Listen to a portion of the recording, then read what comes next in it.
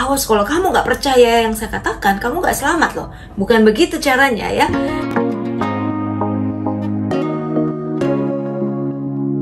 Bagaimana kita ya mengajak orang untuk juga mengalami keselamatan dari Tuhan.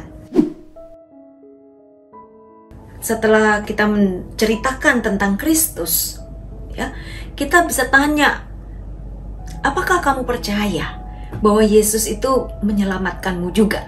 Ya, apakah kamu mau terima nggak? Ini ada proses ya, kita berteman dulu, kita sharing dulu, sampai kita bisa sampai pada menyampaikan pertanyaan seperti ini. Tugas kita itu nggak memaksa orang, kita hanya cerita ya, soal dia mau terima, dia terimanya sekarang atau besok atau bulan depan atau 3 bulan lagi, itu bukan urusan kita. Yang penting kita cerita dulu, kita berbagi kesaksian iman, bagaimana Yesus itu hidup dalam diri kita, dalam keluarga kita, dalam pekerjaan kita. Ya, itu yang penting dulu. Nah, tugas kita cuma sampai di situ. Sebenarnya Tuhan sendiri itu sudah memberitakan, saatnya sudah genap, kerajaan Allah sudah dekat. Bertobatlah dan percayalah kepada Injil.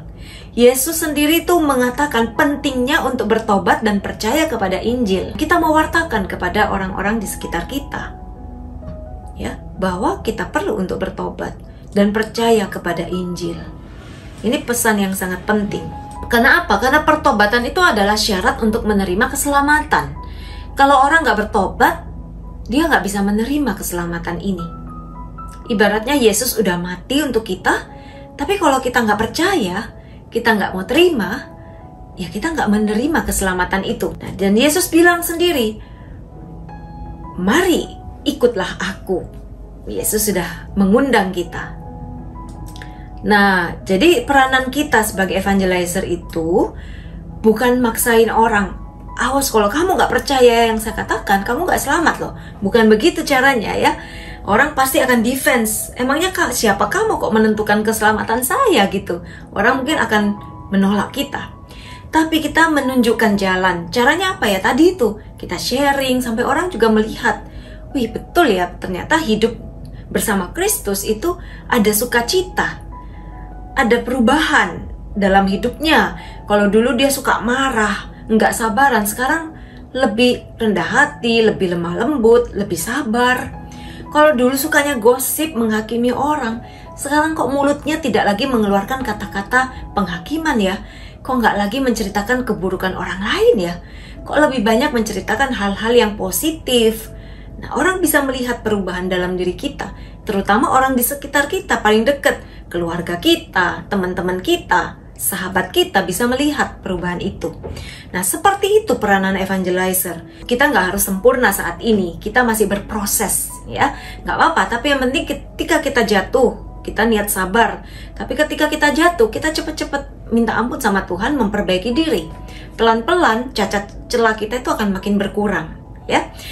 Dengan perbuatan kita, dengan hidup kita, kesaksian kita, dan perkataan kita, kita menunjukkan jalan bahwa kalau mau hidup yang lebih baik, lebih sukacita lewat Kristus. Nah, kita mewartakan kehadirannya dan kita menolong orang juga bagaimana caranya untuk bertumbuh iman kita. Bagaimana caranya untuk semakin mengenal Tuhan. Nah, menunjukkan jalan kepada Yesus. Itulah peranan kita, pewarta kabar gembira. Yohanes Pemandi juga mengatakan, lihat itu anak domba Allah. Yohanes Pemandi itu menunjukkan jalan kepada Kristus, bukan kepada dirinya. Jadi murid-murid Yohanes itu kan banyak sebelum ada Yesus. Tapi ketika Yesus datang, Yohanes Pemandi itu tahu, oh ini loh anak domba Allah.